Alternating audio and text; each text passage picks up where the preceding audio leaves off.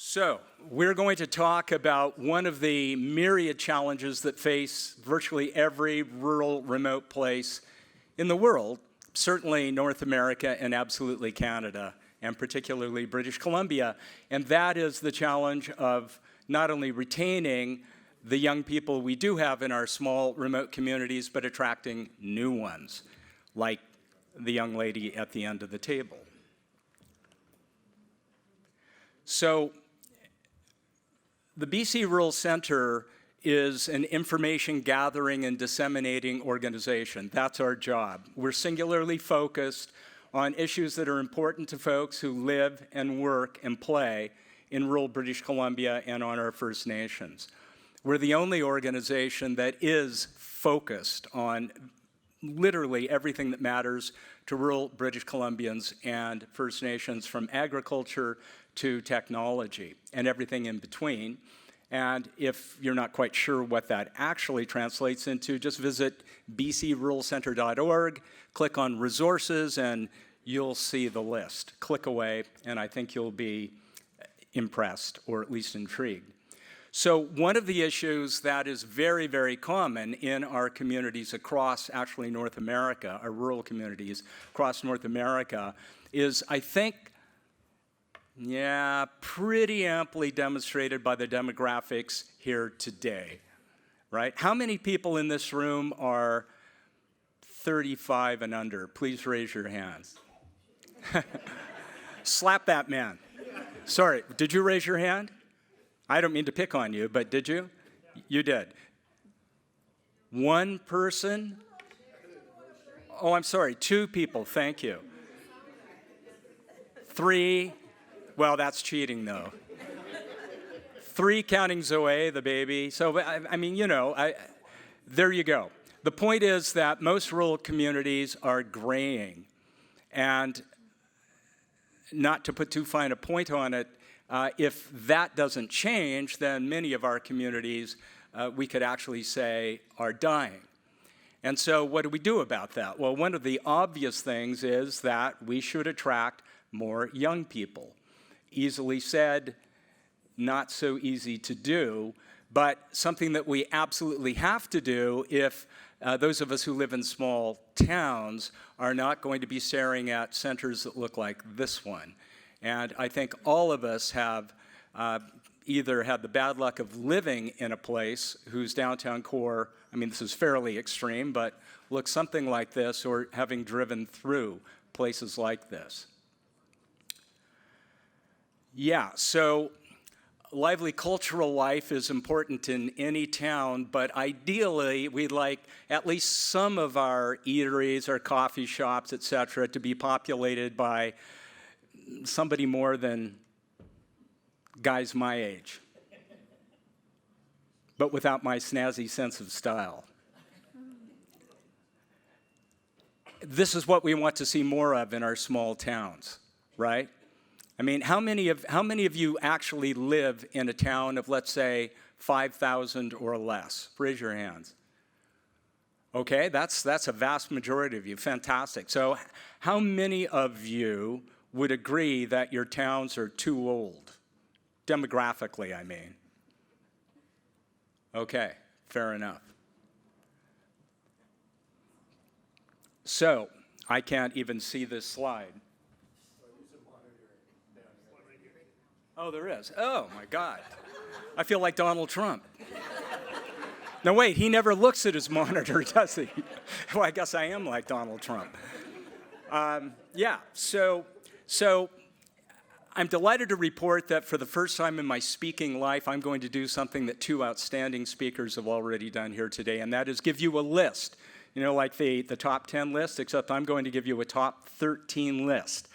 These are the 13 things that any small town had better be able to checkmark, or at least most of these things, if it wants to have a snowball's chance in hell of attracting people like Rochelle Longval and her husband, Jean-Michel. So, I'm going to start out with number 13 and go up to number 1. But before I do, what do you all think is the least important of 13 vaguely important things that a small town needs to have to attract young people? What do you think?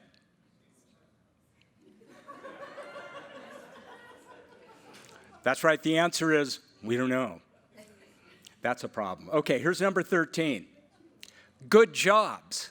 Last on the list. 13th out of 13. So those of you who are mayors, those of you who are serving on village or town councils, those of you who are regional district directors, those of you who are in other levels of government, provincial and federal, and all of you who are interested in or keenly fans of economic development, in quotes, check this out.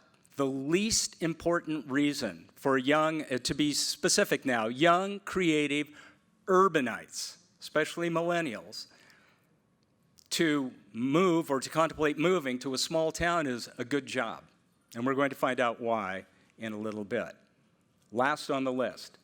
Number 12 on the list, local public markets. If you live in an area, as many of us do, with agricultural operations surrounding our towns and villages, and don't have some kind of at least Saturday market during the growing season, make one happen.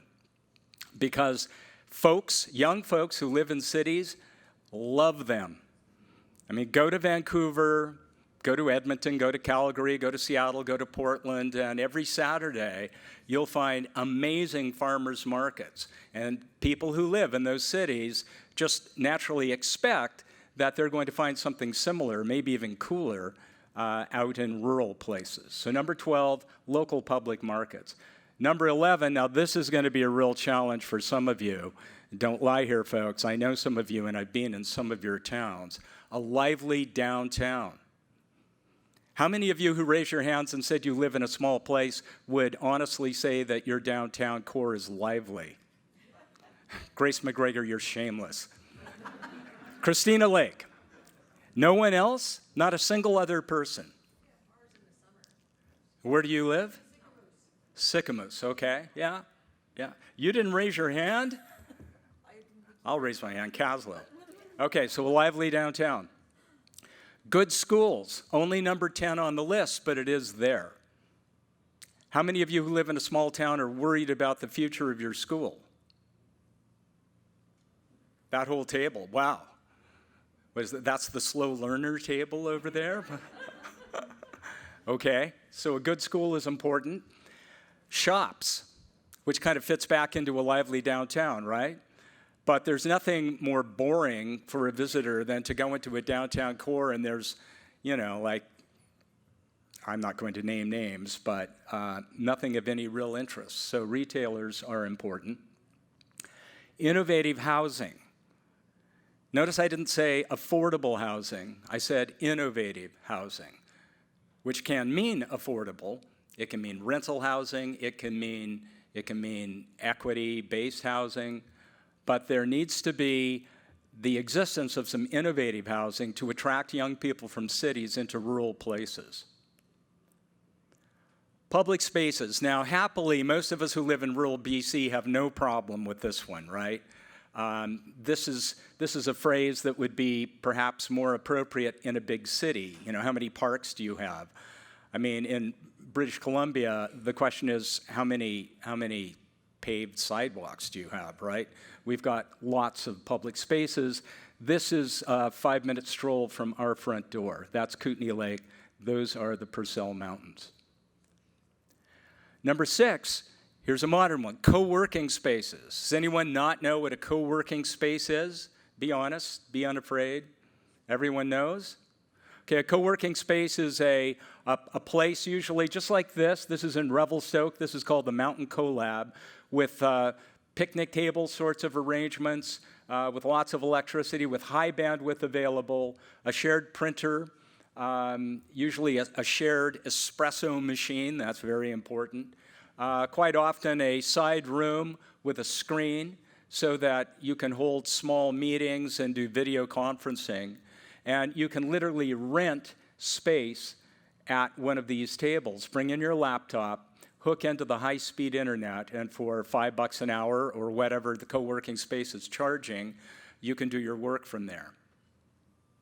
This is happening all over the world, and it's absolutely essential that small towns who want to attract young millennials from urban places think about having a co-working space in their community. We've got lots of information on our website, by the way, about co-working spaces if you're interested. Number 5, now we're getting into the top 5, my personal favorite part of the list. Craft breweries and distilleries. Sounds kind of trivial, or, it's not. This is, these 5 wild women are sitting at an outdoor bench on a patio at Kaslo's newest and only craft brewery, the Angry Hen. And I don't know what the community did before the Angry Hen was created, but now, every afternoon and every evening, the place is packed. On Saturday, there was live music going on here with local musicians from up and down Kootenai Lake from noon until closing time. And young and old, dogs are welcome, babies are welcome. Craft breweries are not just about drinking. And millennials love them, as they do decent places to eat and bars. Decent places to eat and bars. Not necessarily fast food joints. Nothing against fast food joints, but.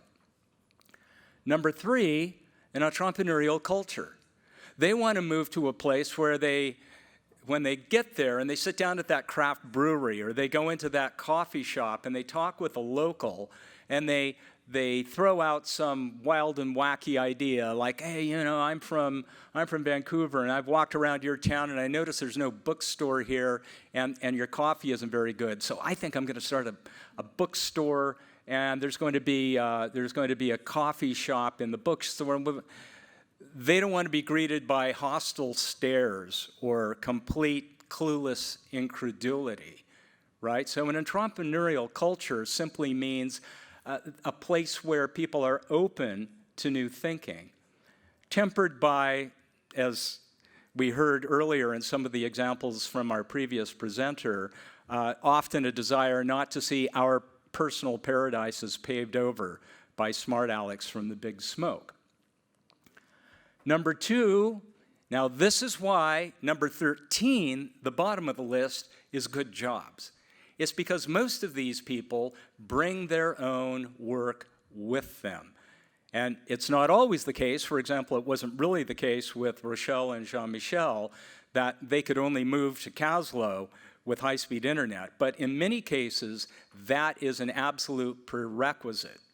So this isn't a screenshot that I've taken off the web somewhere. This is a shot of my home router. This is an internet connection coming into my home and into the BC Rural Centre Communications office, which is a 90-second commute from my home by foot, supplied by something called Kaslo Infonet Society. Not TELUS, not Shaw. Kaslo Infonet Society, because the Kaslos and Shaws of this world are not exactly crazy about providing high-speed internet to remote rural places. Some of you know that viscerally, right? Our populations are too small. The landscape is too rugged. It's just too costly to build out that infrastructure to our small remote places, and then not enough people to make it worthwhile. That was the case with Kaslo. So some years ago, some people got together, formed a nonprofit, and now we have fiber optic coming into Kaslo that's community-owned and controlled. And if you look at those speeds, see the, 736 up there? That's 736 megabits per second. That's 3/4 of a gigabyte per second. That may not mean anything to some of you, but it's stinking fast. Okay, it doesn't just mean that you can easily watch several Netflix movies in your home. You could make a Netflix movie in your home and stream it in high definition to the rest of the world with that kind of bandwidth. And whereas in the old days, $30,000 a month went out the window every month from Kaslo, population, about 940 people? That money now is largely staying in the community. going to Kaslo InfoNet, which hires local people to do quality work with service that makes TELUS and Shaw, not to pick on them, but I am, look like the bad jokes that they are. And number one on the list, cultural amenities. I noticed that you said that you had to sort of stick culture in as item number 8, right? It's actually item number 1 when it comes to reasons young millennials might be interested in moving to a small town or a rural area. And by cultural amenities, we don't just mean, is there an opera house or is there even a movie house? No, it's much bigger than that. It's music, it's art, it's literature, but it's also, is this a place with a sense of itself?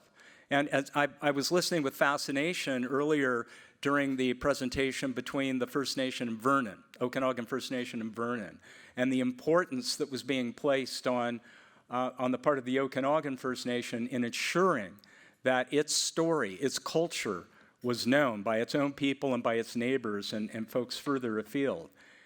It's not a trivial thing, it's an incredibly, crucially important thing. You raised it as well, and you were absolutely right to do so, and we do viscerally feel the lack when it's not there, right? So there you go, 13 reasons why young urban types might be attracted to a rural place. So, knowing everything that I've just told you, this was actually Gord's idea. And as so often is the case with Gord, when he's got a really good idea, he then says, Randy, you do it. This is called superb management style. That's why he's the executive director and I'm not. So Gord's idea was to say, look, this is a serious issue. The fact that our small towns are graying, it's very difficult to attract young people to come and stay. Why don't we do something fun? Instead of being all serious and bureaucratic about challenging that problem, let's run a contest. And so we brainstormed a bit, and out of it came something we called Escape the City. Very simply, we pushed out on social media, on Facebook, Twitter, Instagram, a challenge focusing on a demographic of 18 to 39-year-olds. And our main focus was on the cities of Calgary, Edmonton, Vancouver, and Victoria. But of course, because it was social media, it went further afield than that. Inviting people in those demographic groups to tell us why they might be interested in moving to, and we chose Kaslo. A, because I live there, and B, because it's beautiful. And they could enter the contest by telling us why they might want to move by either sending us an essay or a video. And the first few days after we launched the contest, nothing was coming in, nothing. And I was starting to sweat a little bit. So I thought, okay, what can we do? So I decided to walk around Kaslo with this. And I walked around, and over the course of about a week, I went up to about 40 people, literally walked up to them cold turkey and did this. Hey, Suzan, I want you to tell me in like about 10 seconds one reason why you love Kaslo. Go when I go like this. The people are most friendly in the world. And then I always ask them to add the tagline, Escape the City. My personal favorite, that was excellent, Suzan, but my personal favorite was a guy named Brodie Whitney. This was in February, really cold, although Kootenay Lake is so deep it never freezes. I was walking along the beach with my dog. Here comes Brodie Whitney in his underwear out of the lake, just hypothermic, but grinning like crazy. So I ran up to him and said, okay, Brodie, tell me why you love Kaslo, and then say Escape the City. And I didn't bring the video with me, but the video is him coming out of the water all dripping in blue saying, I love Kaslo because I get to walk around town in my underwear. Escape the city. So I shot young moms, grandparents, shop owners, local politicians, anyone I could stick this in front of. No more than 10 seconds each, and then started putting them up on Instagram with a link to the contest site. Within a week, we'd received over 300 entries, and they kept growing. So then, realizing that, okay, this is actually working, we formed a committee in Kaslo that included the mayor to help us vet all of these entries. And some of them were deeply moving. It's really amazing how many people living in our major metropolitan areas are very, very unhappy. They wish they were somewhere else. And they're looking for someplace else. But they need help to find it, wherever it happens to be, and then help getting there. So we whittled hundreds of entrants down to 4 finalists. A young couple from Calgary, a family of 7 from Edmonton, a family of 4 from Victoria, and a single woman from San Diego, California. Where's our guy? Our guy isn't there.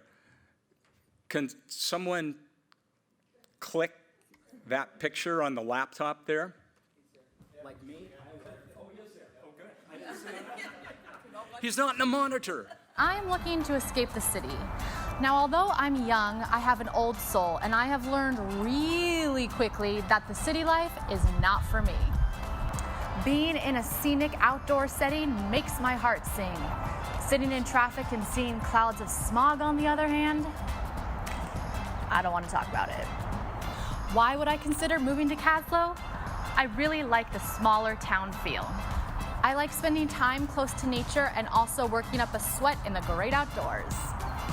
Also, I have my master's degree in creative writing and hope to write at least 1 novel during the course of my life. I'm most inspired to write when I'm somewhere idyllic and peaceful, so Kaslo is definitely on the list. Lastly, my boyfriend and I currently live in San Diego, but we're looking for places we can move to once we're married and ready to start a life together. Now, there's no ring on my finger quite yet, but I'd love to add British Columbia to the list of our future homes. So send me to Kaslo. I can't wait to check it out. Hundreds of videos and essays like that. So she was one of the finalists, and she didn't win. We loved the video, but we thought, and this is the interesting part of this process. Remember, it wasn't just me and Gord making the decision. It was a group of, 8 or 10 local people. Mayor, a grandmother or 2, a teacher, a young mom, a student, a real cross-section of the community. So it's actually an opportunity, or it turns out that this contest offered Kaslo an opportunity to sort of socially engineer, sort of the kind of thing Dave was talking about earlier when you were talking about the need to be more mindful when we select folks to go into medical school, right? We've got some real criteria in mind, and oh, you're from First Nation, oh, you're from Mini Berries, you're in, right? We have enough people from Surrey and, West Van. So she didn't make it because she was single, and no offense to our American guests, I'm originally from the United States too, so obviously I have nothing whatsoever against Americans, but we just thought that it might be a little tough for her to actually move to Kaslo, and that was the idea here, right? We're not trying to bring tourists into town, we're trying to attract future citizens to town. So the winners were the family of 4 from Victoria. Both the husband and wife work for the provincial government. They have 2 preschool kids, really cute kids, and a young couple named the Longvals from Cowtown. And I wish I could show you the video that Rochelle and Jean-Michel sent. My wife and I were sitting on our couch in the living room having a morning coffee the last day, the deadline day for submissions. And I have my laptop on my lap, and suddenly, ping, an email came in, and it was from Rochelle saying, oh my God, I hope we're not too late. We're desperate to enter this contest, and here's our entry. And it was a video. And so Janet, my wife, and I clicked on play, and it was unbelievably, freakishly cute. Unbelievable. Totally unbelievable. They even had a giant poster board in their kitchen or dining room or wherever in Calgary with a big, the kind of thing that you see in a grade 6 classroom, that, cut out letters saying Thanksgiving, and then paper turkeys and, I don't know, pumpkins and stuff. It said Kaslo. And then all these photos that they'd taken, some of them on previous visits when they'd come through Kaslo. And some of them I think you'd cut out of brochures and stuff, little string attaching them and stuff. Yeah, it looked kind of like a CSI deal, but the program is made for grade 6ers, yeah. So they were so enthusiastic. Janet and I looked at one another and we said two things. Number one, these two are going to win, aren't they? I mean, we just knew they were. And we forgot your names right away, so we just referred to you, and we still do when you're not around, as the Chipmunks. Because you were so chirpy and cute. So they won, and the family from Victoria won. And so what did they win? They won 4 nights and 3 days on the ground in Kaslo, with their travel paid for and the hotel accommodation paid for. But the big prize was being completely immersed for 3 days in local culture. Again, this wasn't a touristy kind of thing. This was a complete immersion in what makes Kaslo tick. They were curious about the school. We took them to the school, unleashed the principal and the vice principal upon them, and you spent, an hour and a half wandering around the school, asking anything they wanted. Wondering what it was like to be a young family living in a small, isolated town like Kaslo. And Kaslo is truly small, less than 1,000 people, and very isolated. There are times in the winter when a couple of avalanches come down and we're totally cut off from the outside world for days. So we took them to the Vimy Park playground and introduced them to a bunch of young families and just let them hang around with them. We wandered down Front Street, and escorted by the mayor and the president of the chamber, they got to walk into shops and restaurants and service centers and talk to the shop owners and locals and ask whatever they wanted to ask. And then, because it was a Canada Day, a long weekend, to give them a flavor of what it felt like to be in a community, never mind commerce and education, we took them to Suzan Mulkey's backyard for the annual Canada Day neighborhood potluck, followed by fireworks down in the bay, arcing over the world's largest remaining stern wheeler, the SS Moyer, with the glimmering Purcells floating in the background. Who could not say yes to this, right?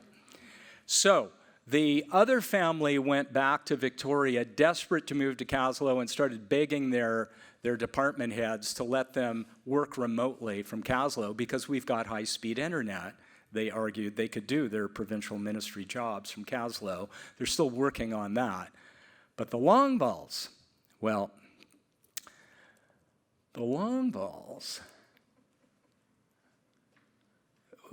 a minute.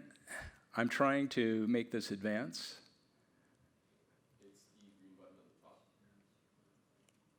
Aha.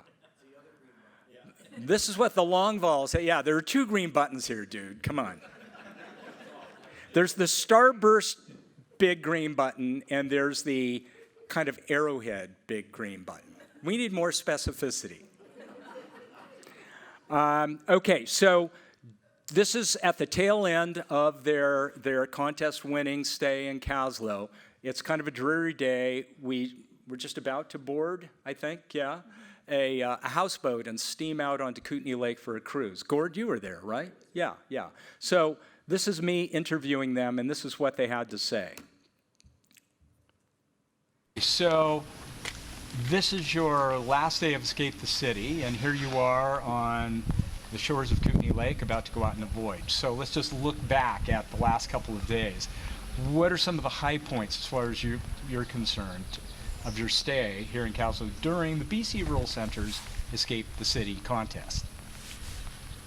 Oh, just meeting the community, meeting the folks in the community. It's just seems like just a great big party continuously. Everyone's just talking, meeting on the streets and joking around, and then heading to people's place for potlucks after, for dinner and stuff. So that's, for me, that's the highlight.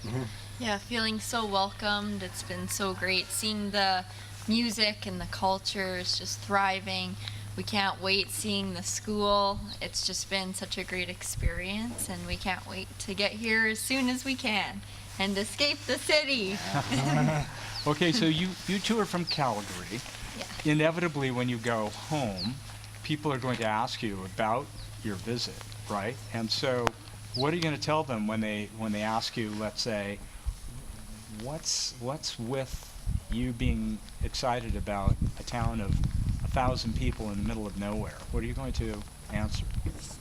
I think it comes back to going to the simple life and kind of just bringing ourselves back to a life where we can be sustainable and really coming to a community where you really feel that you're a part of it and that you're making a difference and that everybody's there caring and just working towards this life of living in the mountains and nature. And it's something that is truly magical, and you can't quite experience that in the city life. I think what's great about a small community, like when you're in a big community, everyone can have like a small impact, and eventually you make a big impact. But in a small community, everyone can have a big impact. And I just really like those opportunities. Everywhere you go, there's opportunities to help and be a part of the community and be a part of this community that you're constantly building, right, and improving and thinking of new ways of creating a community.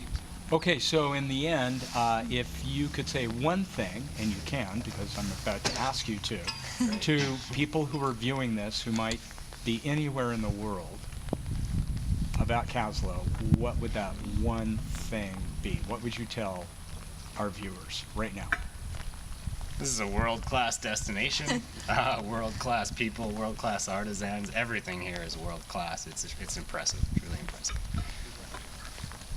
Thanks a lot, guys. Enjoy your voyage. Thank you.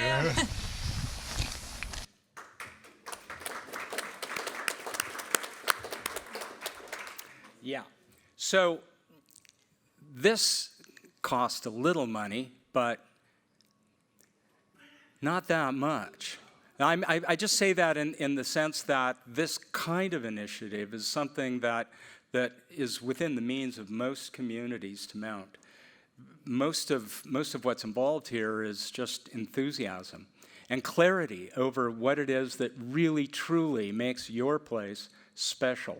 And then having the enthusiasm and courage to go out and share that with your target demographic, whoever it is you're hoping to attract to your town.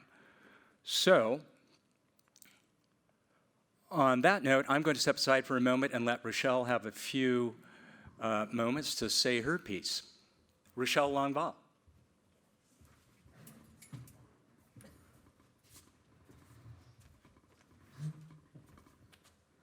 All right. I'm excited to be here. Thank you, BC Rural Center, for having me and for letting us escape the city.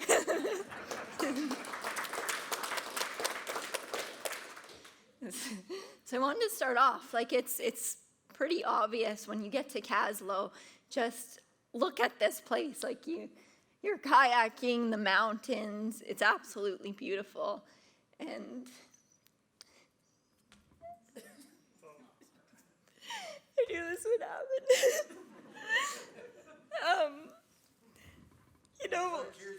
It's tears of joy. But it's great because this contest has changed our life.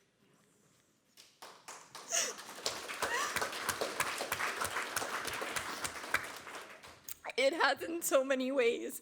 And whenever we're in Calgary and people are asking us, I get emotional because it's just been such a miracle for us. We were on our way to Kelowna a few years ago, and we thought, let's go a different route, test something out. And we went through the Kootenays, and of course, like, oh, we'll stop in Nelson, and there was no place to stay. So I was like, of course, like, we should just camp somewhere, I don't know. But we stayed at a cute little bed and breakfast in Kaslo, and I was so happy because we've always loved small town feel. And within 5 minutes, I walked down to the SS Moy and the beach, and I was like, we need to move here. And my husband's like, every little town we've gone to the past decade, I've tried to put in these little hints, and you don't pick up on them. Like, you made me swear when we got married it was Calgary forever because of your job. And I was like, I don't know why, but like, this is the place. We have to move here. So we came back a couple of times after, like every vacation day we had, and we got to see all the different seasons. And we absolutely loved it. But we were still tourists for sure.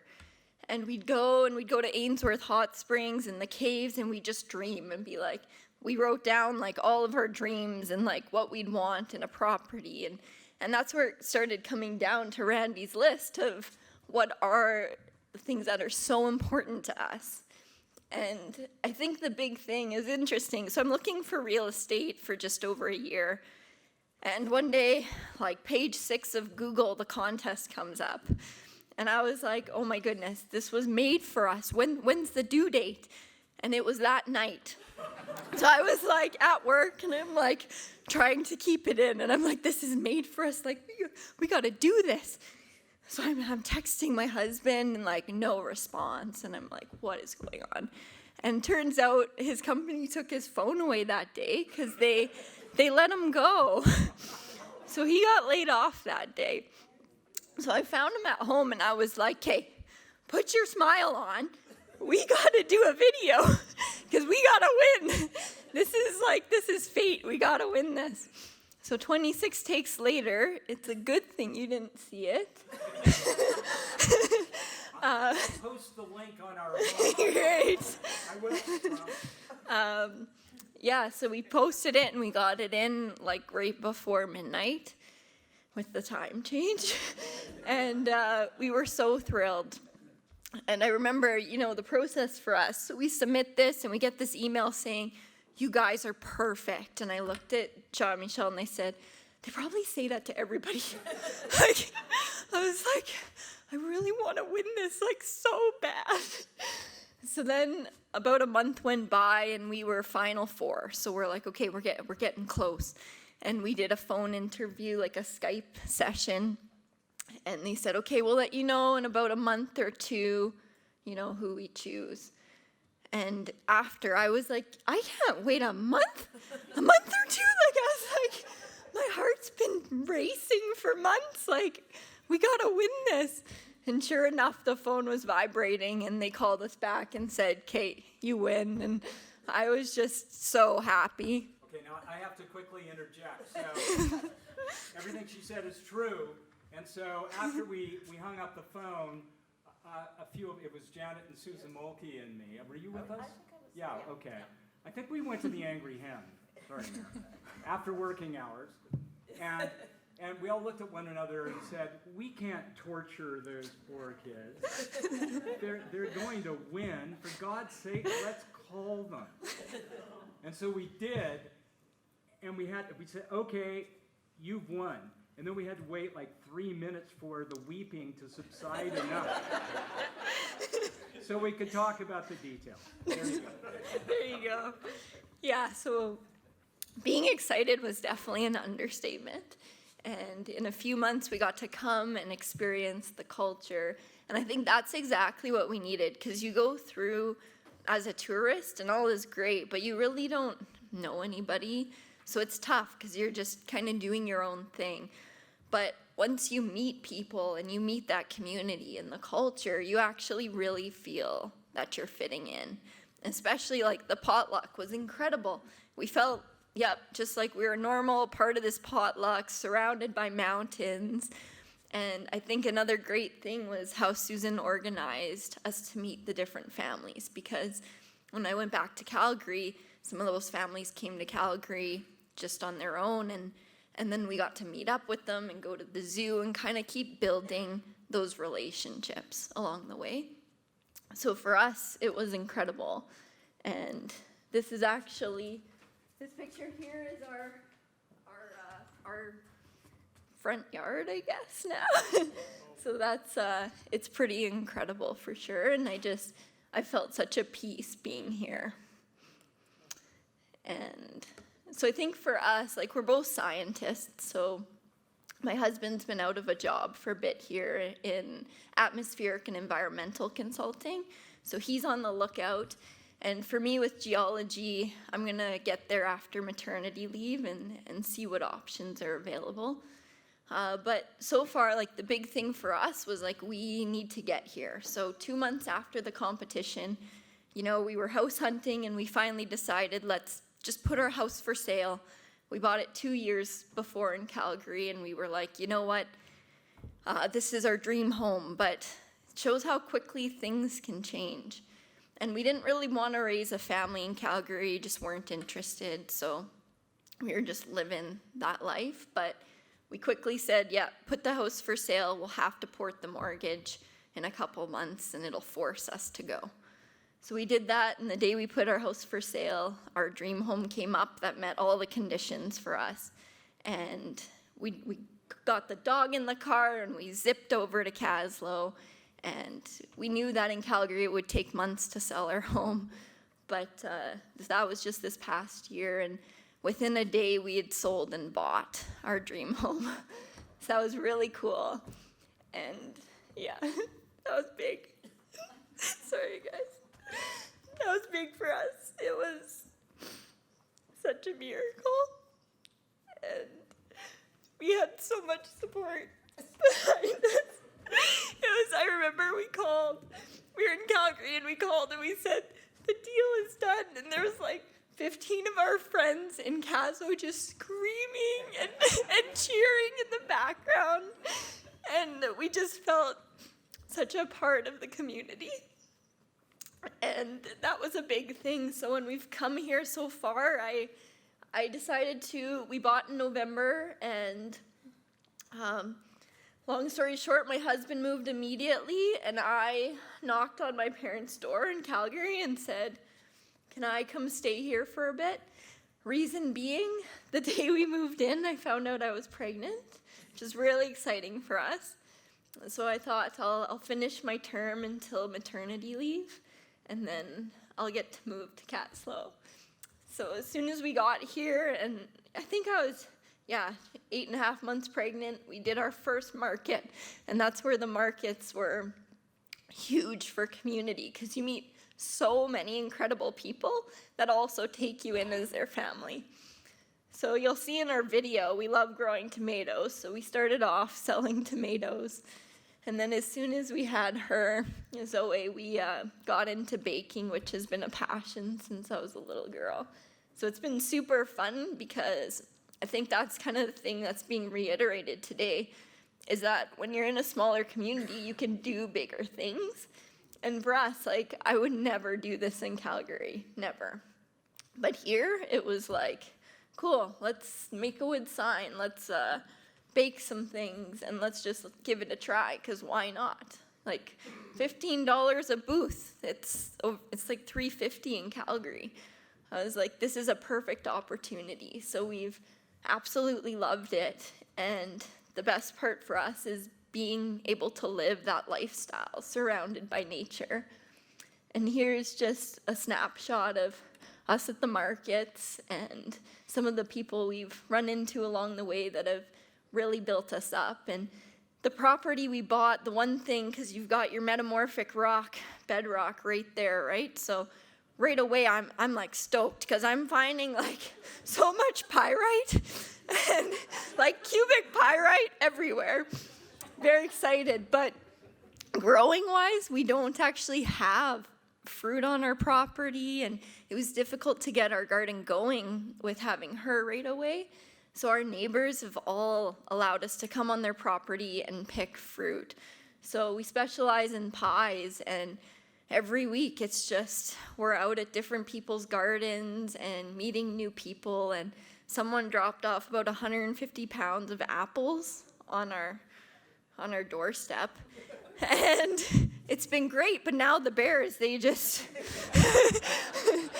But it's been such a wonderful experience, and I just really wanted to share that with you and encourage you that as soon as you can build those relationships, which we've heard today over and over, that's what's going to get people to stay. We'll come for the nature, but we'll stay because of the people. Thanks.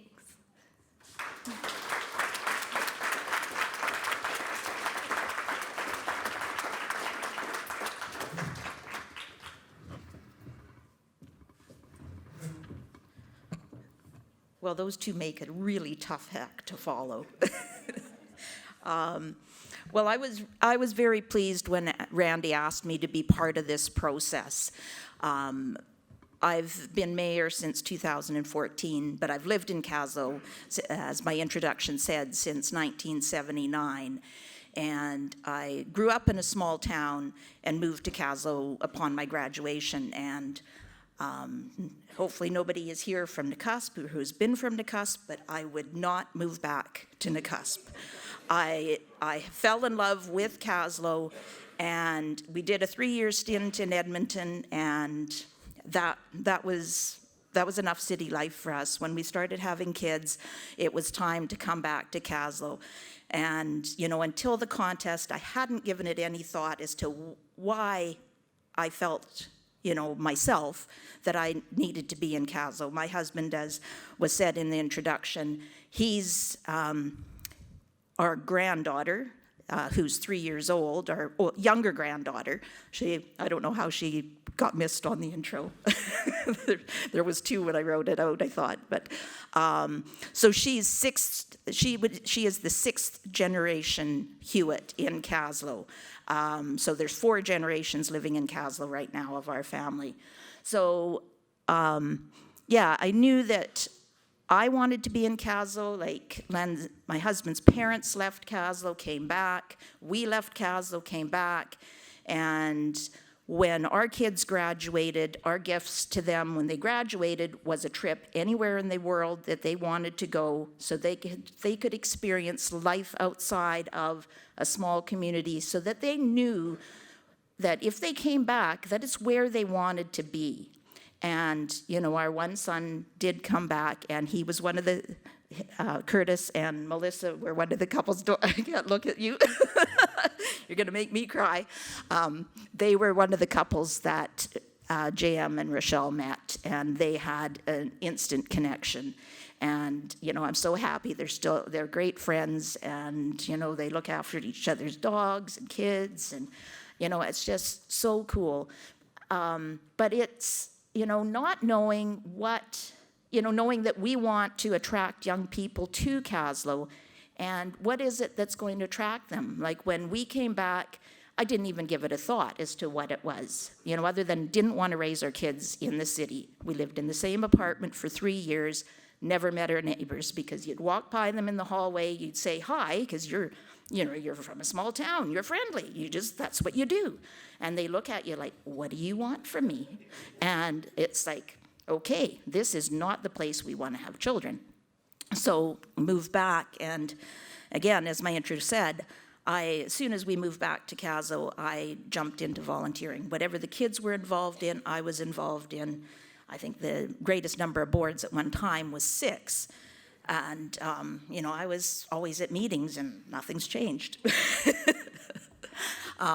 But it's something I truly love, and I feel that, you know, to give back to the community. So getting back to the contest and how do we attract young people, you don't think about what it is that would attract someone else to your community, right? Because as Randy was referring to, we've got a lot of gray hairs in our community, and that's important, you know, because they've been there for a long time, and, you know, so we've got 80 plus, we've got people of our demographic, and then we've got a few younger people, but we do need younger people to keep our community vibrant and, you know, a place where people want to come and visit. And we do have a lot of things on that list of 13. And, you know, some that we could do some work on, but we're trying to work on that. And, you know, Rochelle and I were brainstorming on the way here from Kaslo yesterday about different things that, you know, as mayor, I can help facilitate and hopefully get in the works. So it's been a really great experience, and, you know, Rochelle is just like me. Like, that's why I can't look at her, because I would be in tears as well. But I'm so happy that they won. You know, reviewing all of the videos that we got and the stories of people who, you know, who wanted to come to Kaslo. It is so heartening as a mayor and just as a long-term member of the community that, you know, our community is something special. And, you know, as many of your communities are special. And it's what can you do to set yourselves apart. And I really do think it comes down to the people. And, you know, I was happy that we were able to get that connection for them, because, you know, seeing a lot of beautiful places in, you know, all across our country. But, you know, it's when you get there, how are you going to connect with that community and be part of it? And, you know, Rochelle and I talked about it yesterday. You know, the community has to get behind you, and you have to be part of it. And they have jumped in with 2 feet, and the community has been behind them 100%. With all the things that they've done. So I'm gonna cut it off there, because in case you want to have a chance to ask some questions. And thank you for the BC Rural Centre for having us. Thank you, Susan. Right, so in conclusion, just to reiterate, this is the kind of thing that any small community or region or First Nation can do. We're certainly prepared to help for a small fee, of course, and are happy to talk with you, give you whatever encouragement, tips, ideas that you might want to avail yourselves of. But the bottom line is that you've got to be optimistic, not pessimistic. It's so easy in a small town to be overwhelmed by all the challenges and the problems, and we lose sight of the assets and the opportunities that are in front of us. It's possible to turn those challenges into huge assets. And the last piece of advice that I would give you, and this is something we've taken away from the Escape the City contest experiment in Kaslo, and that is that in a world that's growing increasingly urbanized, I believe it's the case that in British Columbia, 85% of our population lives in major metropolitan areas. Think about that. 85% of British Columbians live in cities, big cities, leaving 15% of us to occupy the 93% of the remaining landmass, right? That creates all sorts of problems. We've talked about some of them today: healthcare, transportation issues, etc., mills closing, all the rest of it. But there's a silver lining to it too, because I can promise you that the more crowded, the more urbanized our cities become, the more valuable, the more desirable our small towns and rural areas are becoming. We see that every day. Now, Gordon and I have an advantage because that's our job, to look out for those things, to look at forests, not just the bark on the tree. So keep that in mind. What is it about your place that would attract Rochelle and Jean-Michel and their cohort to your community? Wrap your heads around that, build a story around that, and find novel, inexpensive ways, like we did, to reach out to your future citizens. And I think the future is probably going to be quite bright for you.